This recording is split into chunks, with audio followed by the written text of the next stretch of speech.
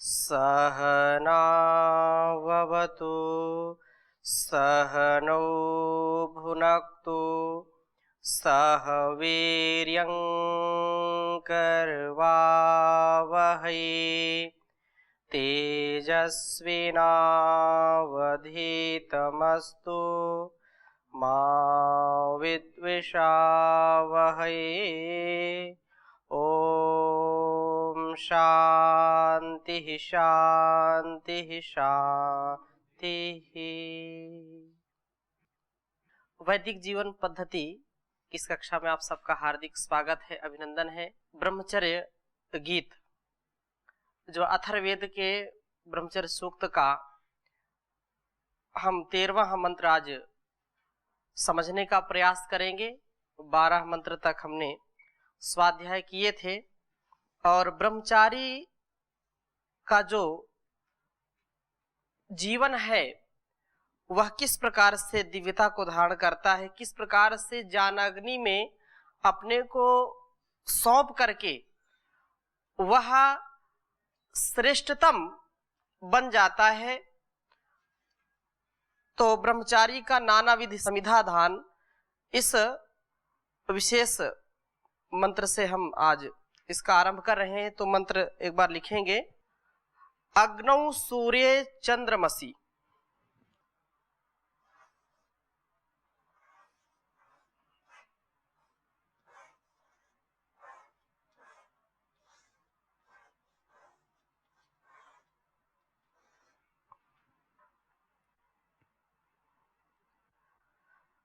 मातृष्वन्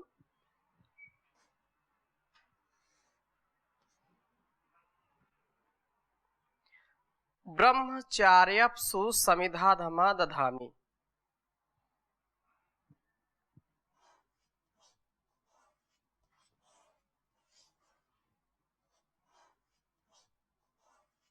समिधमा दधामि।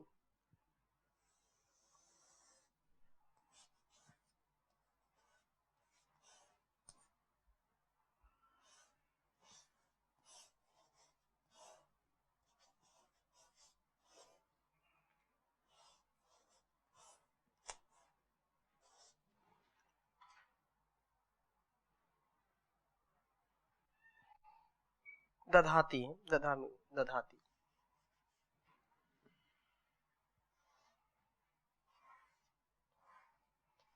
और आगे कह रहे हैं तासाम अर्चिंषि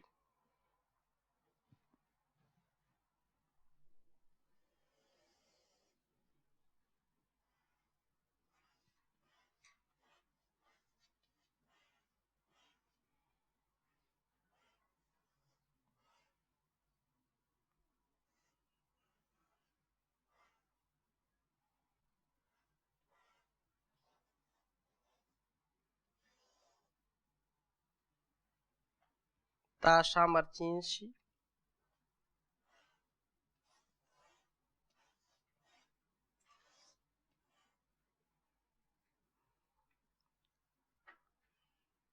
पृथक अग्रे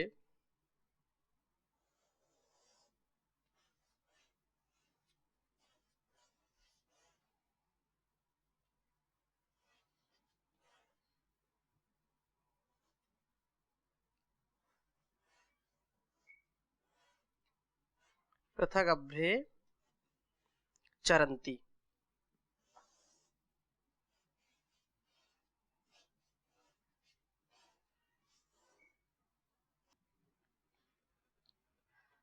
तासाम आज्यम पुरुषो वर्षमापः।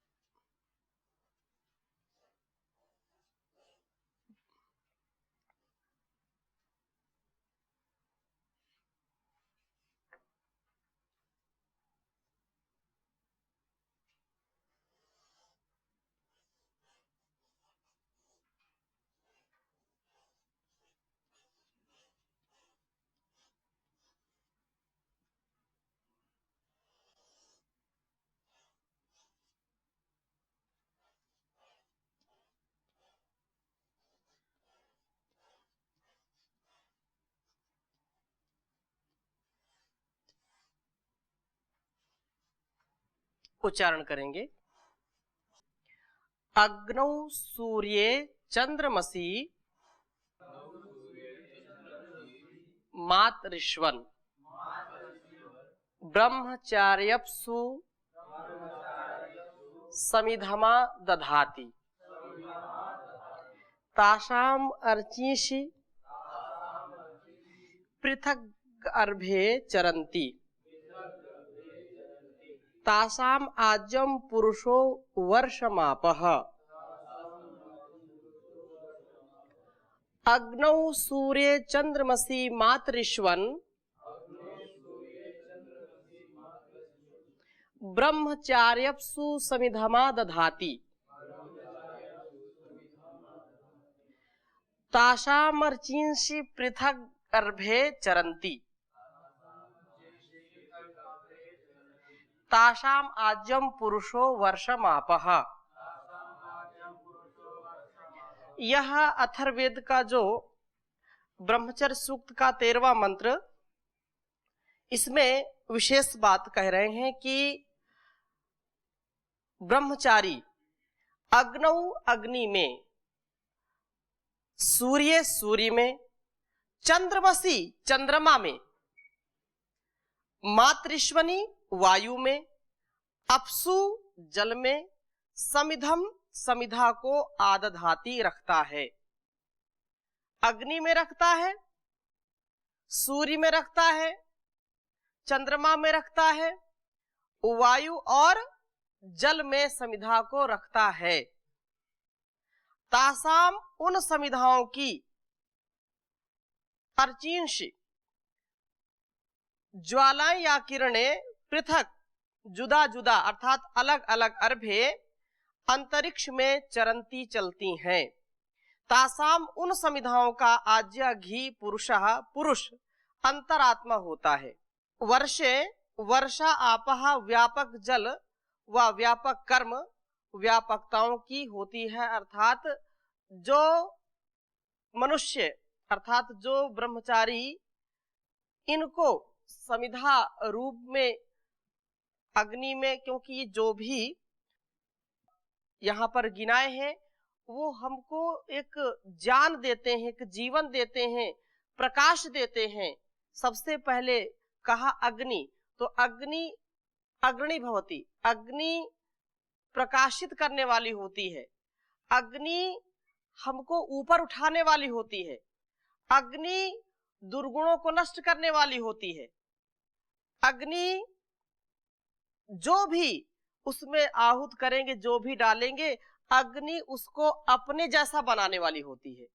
वैसे ही जब ब्रह्मचारी अपने आप को अग्नि में समर्पित करता है, अग्नि में समिधा दान करता है, तो जैसे गुरु भी अग्नि का जो है स्वरूप होता है, तो गुरु को समर्पित कर दिया और वह गुरुओं का जो भी गुरु है परमात्मा, उसको अपने आप को जब समर्पित करता है तो वैसा ही उसका आचरण होने लगता है, वैसा ही उसका वाणी व्यवहार होने लगता है, उसके जीवन में दिव्यता का आधान होने लगता है। अन्यत्र इसी मंत्र की व्याख्या करते हुए लिखते हैं कि सदा ज्ञान के साथ विचरने वाले प्रभु सर्व महान ब्रह्मचारी हैं। ये ब्रह्मचारी ज्ञान स्वरूप में विचरने वाले प्रभु अग्नि सूर्य चंद्रमा वायु एवं जलों में समिधम दीप्ति को स्थापित करता है। अग्नि में तेज, सूर्य चंद्रमा में प्रभा, वायु में जीवन शक्ति व प्रवाह तथा जलों में रस प्रभु ही तो स्थापित करते हैं।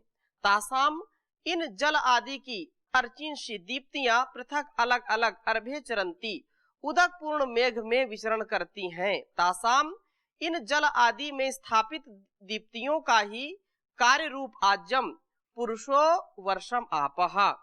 आज पुरुष वृष्टि का जल है, आज का अर्थ घृत है। इसके साधन भूत गौ आदि की समृद्धि होती है। गौओं के ठीक होने पर उत्तम संतान की समृद्धि होती है। पुरुष शब्द से कही जा सकती है। इन मेघों के समय पर वर्षम वृष्टि होती है और उससे आपह अर्थात वापी, कूप, तड़ाग आदि की समृद्धि होती है। प्रभु ने अग्नि, सूर्य, चंद्र, वायु एवं जलों में समिध अर्थात तेज को स्थापित किया है। इन सब की दीप्तियां मेघ में एकत्रित होती हैं। उनमें गवादि पशुओं और पुरुषों, वृष्टि व जलों की वृद्धि होती है। कहने का आशय यह है कि जो भी ऊर्ध्वरेता होता है, ऊर्ध्वरेता के विषय में हमने पहले मंत्र में चर्चा की थी, वही इस को और व्यापक बना करके आगे कह रहे हैं कि गत मंत्र में ऊर्ध्वरेता बनने से होने वाली जिस वृष्टि का वर्णन किया है वह दूसरे शब्दों में या पारिभाषिक शब्दों में यज्ञ करने से या समिधा दान करने से होती है, ऐसा कहना चाहिए। वैदिक मंतव्य प्रसिद्ध है कि वृष्टि यज्ञ से होती है। गीता में भी बहुत यज्ञ की महिमा गाई गई है। यज्ञ जो है, वृष्टि यज्ञ होते थे पहले, जहां सूखा बाढ़ का प्रकोप होता था, अनेक प्रकार से जहां पर महामारी फैल जाती थी, तो सृष्टि में संतुलन बनाने का जो कार्य है वो किसका होता है? यज्ञ का होता है। यदि बहुत जो है सूखा पड़ गया है, अनावृष्टि है, वर्षा ही नहीं होती है, तो यज्ञ से जो है वर्षा का आधान करते हैं, वर्षा के लिए यज्ञ करते हैं। बड़े बड़े यागों का आयोजन किया जाता है जिससे वर्षा होती है। और जब अतिवृष्टि होती है तो असंतुलन जब हमारे पर्यावरण में बढ़ता है, अनेक प्रकार के रोग उत्पन्न होते हैं, तो रोगों के निवारण के लिए, दोषों के निवारण के लिए यज्ञ का आयोजन किया जाता है। यज्ञ करते हैं तो उससे बादल बनते हैं, बरसात होती है, बरसात से फिर अन्न उत्पन्न होता है, अन्न से फिर प्रजा उत्पन्न होती है। यह यज्ञ का जब प्रकरण आएगा तो उस पर हम विशद चर्चा करेंगे। तो कहने का आशय यह है कि यज्ञ से ही हमारा जीवन है। एंट से लेकर के एलिफेंट तक सबका जीवन यज्ञ है, चाहे वो जड़ हो चाहे चेतन हो।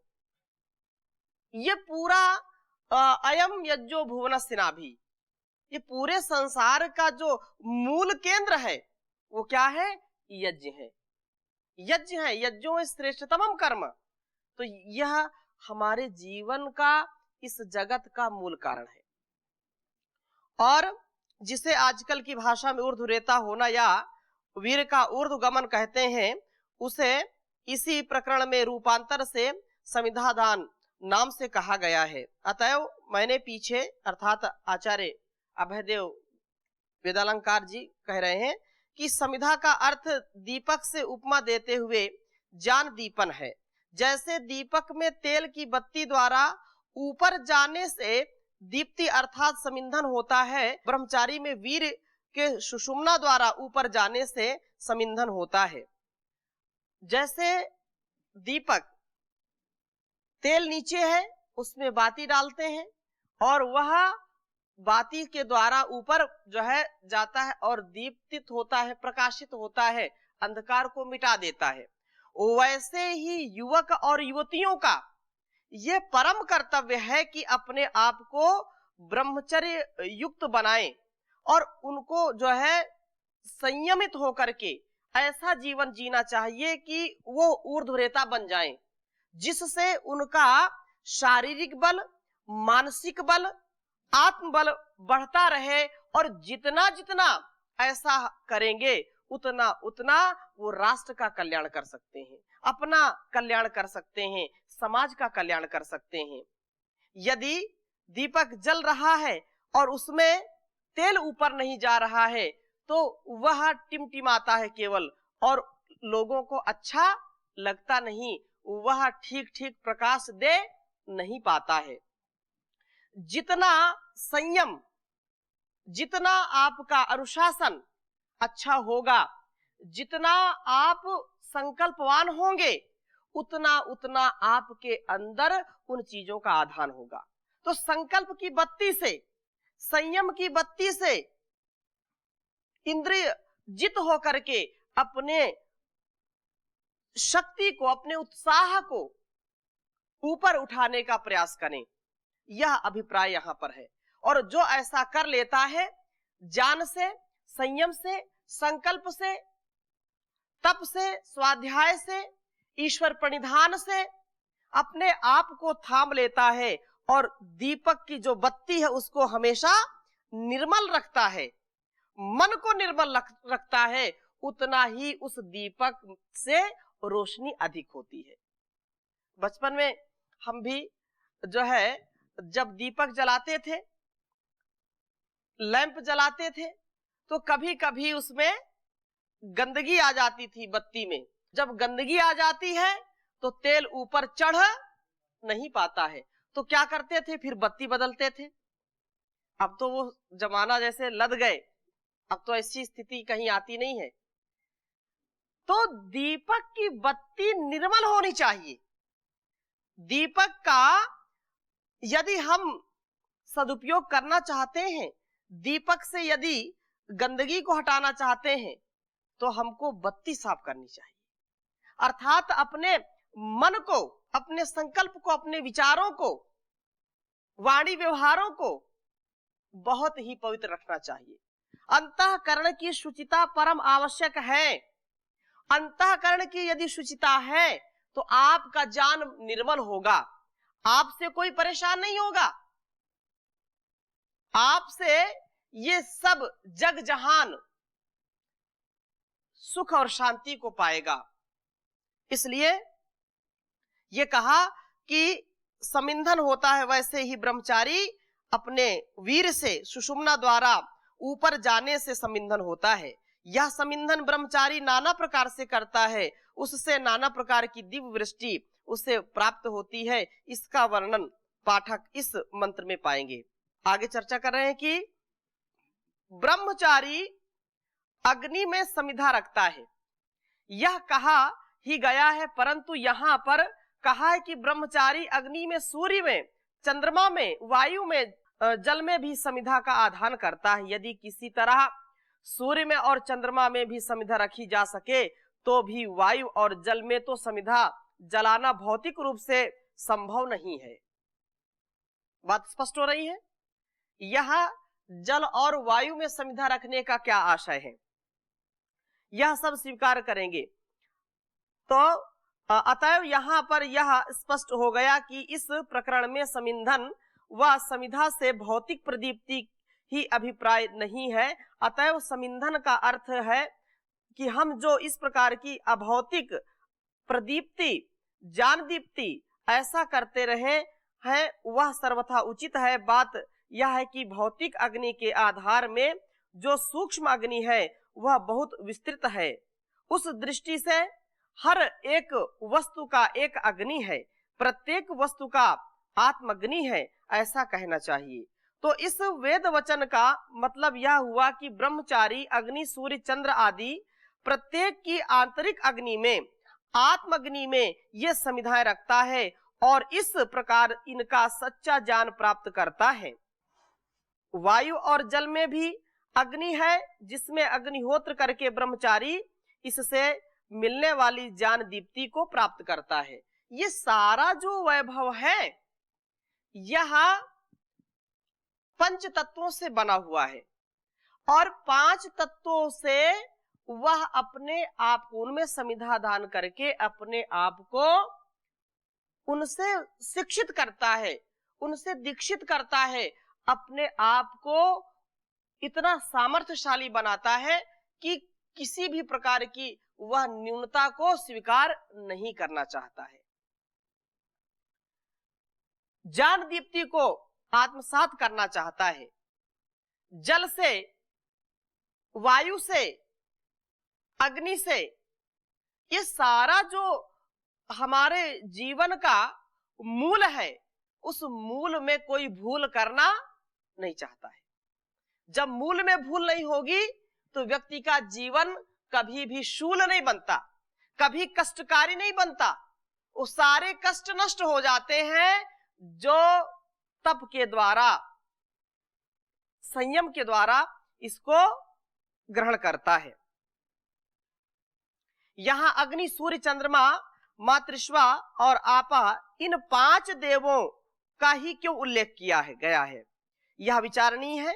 मैं तो यही कह सकता हूं कि यहाँ इन्हीं 5 रूपों में ईश्वरीय शक्तियों अर्थात देवताओं का वर्गीकरण किया गया है। यह समझना चाहिए इन 5 के अंदर किन 5 देवताओं के संबंध है, यह नीचे कोष्ठक में दिया गया है। इनका 5 प्राणों से व 5 भूतों में से भी संबंध प्रकट किया जा सकता है, पर मुझे इनमें एक से एक अधिक सूक्ष्मता का क्रम प्रतीत होता है। और सायणाचार्य जी ने लिखा कि यदि अग्नि ना मिले तो सूर्य को लक्ष्य करके समिधा का आधान कर दें, सूर्य भी ना मिले तो चंद्रमा में, ना हो तो वायु में, और वायु भी ना हो तो जल में, परंतु यहाँ अथवा का जो कुछ जिक्र नहीं है और ऐसा विधान कुछ संगत भी प्रतीत नहीं होता है। मेरी समझ में सबसे अधिक सुलभ तो अग्नि ही है। अग्नि का आदि रूप सूर्य है, सूर्य से भी बड़ी ज्योति चंद्र है। ये उन्होंने तैत्तिरीय उपनिषद आदि का भी यहाँ पर उल्लेख किया है। तो सूर्य चंद्र से भी जो है मूल मातृश्वा अर्थात सूत्रात्मा वायु प्राणग्नि है, उसके भी मूल में आपह नामक मूल प्रकृति है। ब्रह्मचारी इन सब में ही उत्तरोत्तर समिधाधान करता है और इनके तत्व को पहुंचता है। अथर्ववेद के द्वितीय कांड में 19वें से 23वें सूक्त तक की इन्हीं अग्नि, सूर्य आदि 5 देवों का वर्णन है। केवल मातृश्वा की जगह वायु शब्द का प्रयोग है तथा क्रम भी भिन्नता है। वेद व उपनिषद में अन्य किसी जगह इन्हीं 5 का वर्णन मुझे दिखाई नहीं दिया। ये स्पष्ट कर रहे हैं।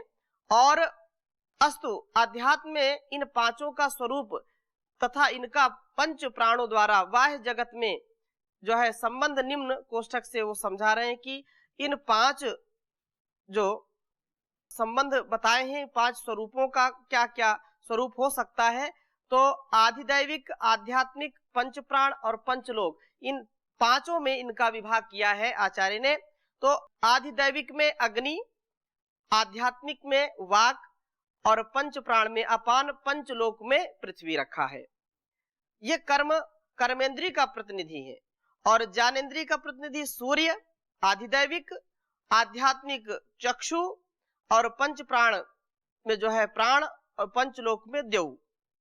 आधिदैविक चंद्रमा जिसको आध्यात्मिक मन और 5 प्राण में समान, 5 लोक में अंतरिक्ष माना है।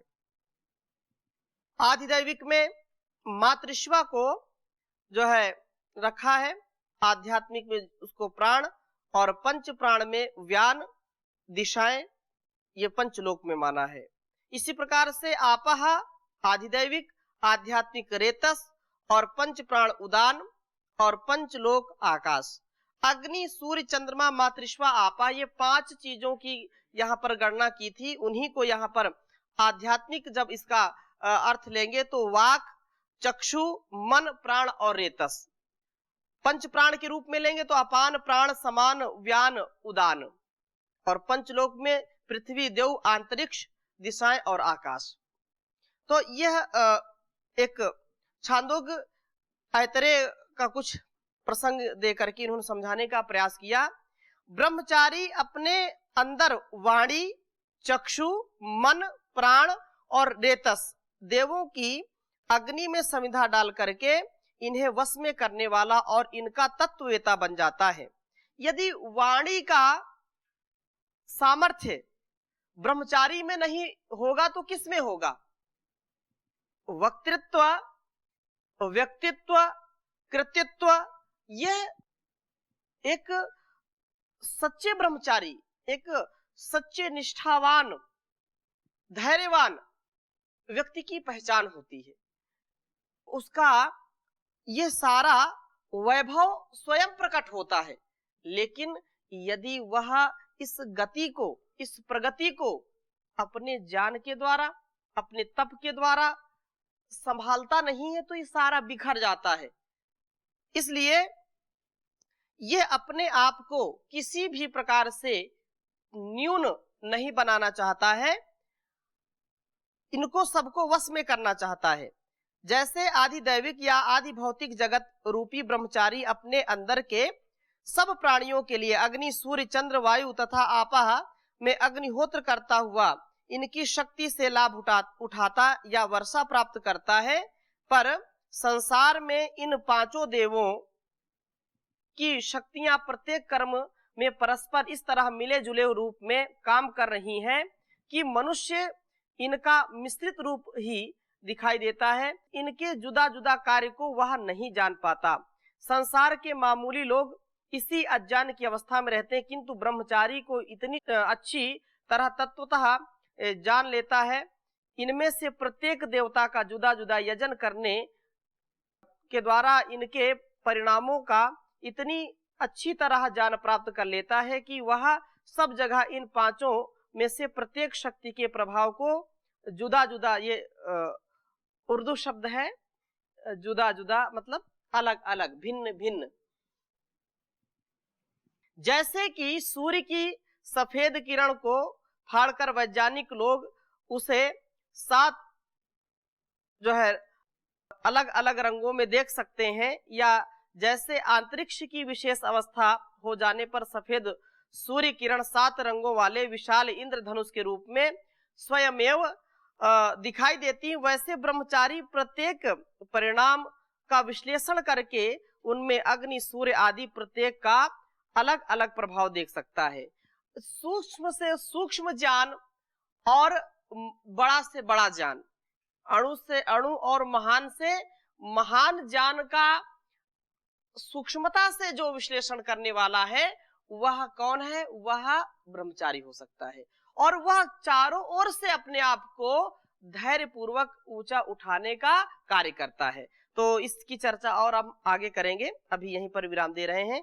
ओम शांति शांति शांति।